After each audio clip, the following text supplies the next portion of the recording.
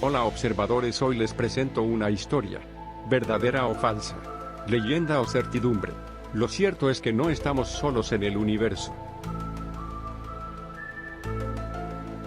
Ifican a los soldados que luchan en las guerras, la mayoría de las personas que mueren en ellas, niños, son mujeres y niños. Cada minuto que pasa, 30, mueren por falta de comida o vacunas de bajo precio. En ese mismo minuto, los gobiernos gastan 1.3 millones de dólares norteamericanos en logística militar provenientes de las riquezas producidas con el desangramiento de sus habitantes. Para cuando escribo estas letras, 23 de enero del 2007, George Bush acaba de presentar un informe al Congreso de su país en el que le pide mayor presupuesto, 30.000 millones de dólares más, para enviar una mayor dotación de soldados y armamento a Irak a fin de continuar con su cruel invasión, al tiempo que el informe de la ONU reporta un aproximado de 400.000 personas muertas en Irak desde que se dio la invasión, por lo que me gustaría preguntarle a este criminal, ¿cuántas de estas personas son terroristas? Las estadísticas de hoy son escalofriantes y nunca. 48. Enviar. Doña Beatriz de Calero, a quien aprovecho la oportunidad para, donde quiera que se encuentre, mi más cordial y sentido agradecimiento por su gran ESP de bondad y honestidad. Luego de que nos dieran los detalles de esta experiencia, que son muchos y que por razones de tiempo y espacio queremos abreviar, nos pusimos en contacto con su principal protagonista, el señor Alberto Ávila Machuca, quien se desempeñó como agregado cultural en la Embajada de Ecuador en Perú. Nuestro primer acercamiento a este diplomático lógicamente generó más dudas que certezas de parte y parte, y se inició lo que yo llamo un largo y tortuoso trajinar por indagar en los detalles de esta experiencia, meta que finalmente se logró luego de 7 años de insistencia, gracias a los buenos oficios de persuasión de esta increíble dama, doña Beatriz de Calero. Uno de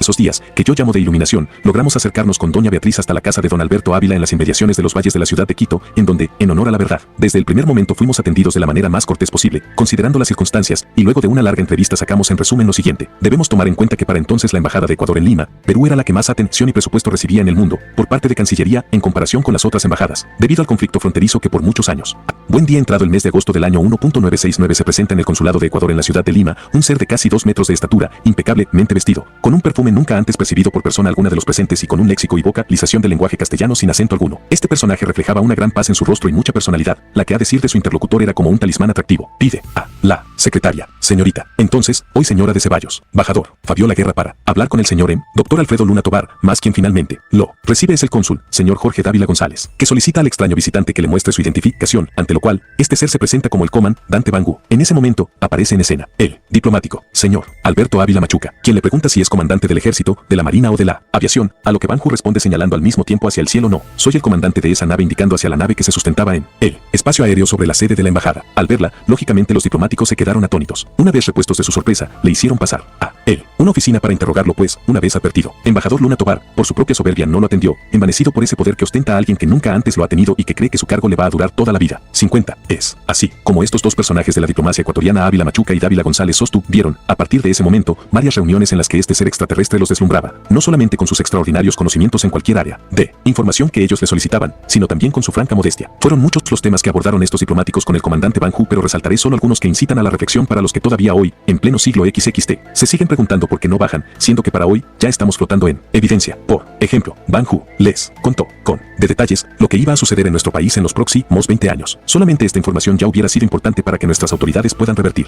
lujo a tiempo su conducta. Sin embargo, de ninguna manera esto sucedió. Otro caso, inteligencia militar, dos términos entre sí contradictorios, habría solicitado a sus personeros en Perú que trataran de conseguir la información de cuántos tanques de guerra había adquirido el ejército peruano en la entonces aún llamada Unión Soviética, información que les había sido totalmente imposible de obtener por ningún medio. Un día, en uno de esos encuentros, y siendo que esta información era ultra secreta, Bangú les entregó a estos diplomáticos una fotografía satelital en la que claramente se podían observar 140 tanques de guerra estacionados en las inmediaciones del Callao, puerto de Perú. 51. Ojo, BLE. Para los escépticos, esta fotografía fue enviada al Ministerio de la Defensa de nuestro país y clasificada como documento sensible y fue archivada como documento secreto. Esto constituye una prueba irrefuta, invalorable como evidencia de todo lo anteriormente dicho, y esperamos que algún día los secretistas de turno sufran una metamorfosis a seres humanos y decidan que nosotros, el común de la gente, tenemos el derecho a conocer la verdad.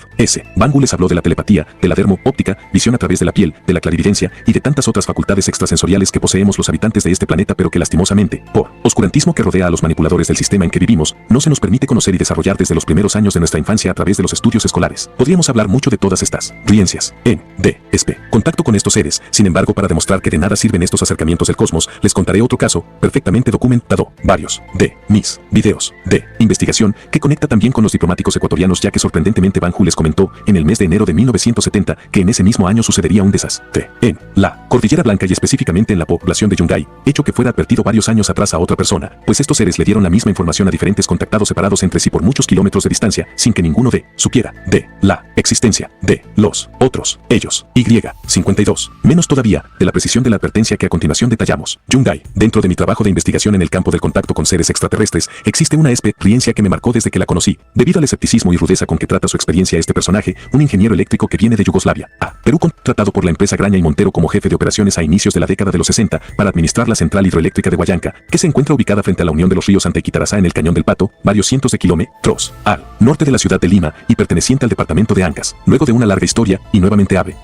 viado al máximo la misma, este personaje llamado Kapetanovic logra interrelacionarse en varias oportunidades con estos seres quienes se identificaron como provenientes de Apu. Esto sucedía en el año 1.963. Estos seres, con su extraordinaria tecnología, hacen pasar a Kapetanovic al interior de su nave, invitación que en su momento también les fue planteada a los diplomáticos ecuatorianos y fue declinada por estos, por temor, y le muestran en una pantalla de tiempo todos los trágicos eventos que se iban a suscitar en esa región. En resumen, demostraban cómo se produciría un temblor con epicentro en el área de Chimbote y que este traería como consecuencia el que una de las bases del nevado conocido con el nombre de Huascarán se trizaría y se desprendería. 53. Un gran témpano de nieve, el mismo que se precipitaría cuesta abajo arrastrando consigo, a manera de alud, una gran cantidad de lodo y piedras que prácticamente sepultaría a la población conocida con el nombre de Yungay. Kapetanovic, mirando, atónito, este evento, les preguntó a estos seres cuando ocurriría este desastre, a lo que ellos respondieron proporcionándole una fecha, el día domingo, 31 de mayo de 1970, pasado el mediodía. Conmovido con estas imágenes y luego determinada la entrevista con los señores de las estrellas, Kapetanovic decide, entonces que, como todavía faltaban varios años para la mencionada fecha, él estaba a tiempo para prevenir este desastre, razón por la cual se dirige hasta el juez de paz de la región, algo así como un comisario o teniente político en nuestro país, y pone una denuncia en la que deja constancia de lo que sucedería, con lujo de detalles en el desarrollo de estos eventos, tal como él los había observado en aquella pizarra de tiempo que estos seres le habían enseñado. Una vez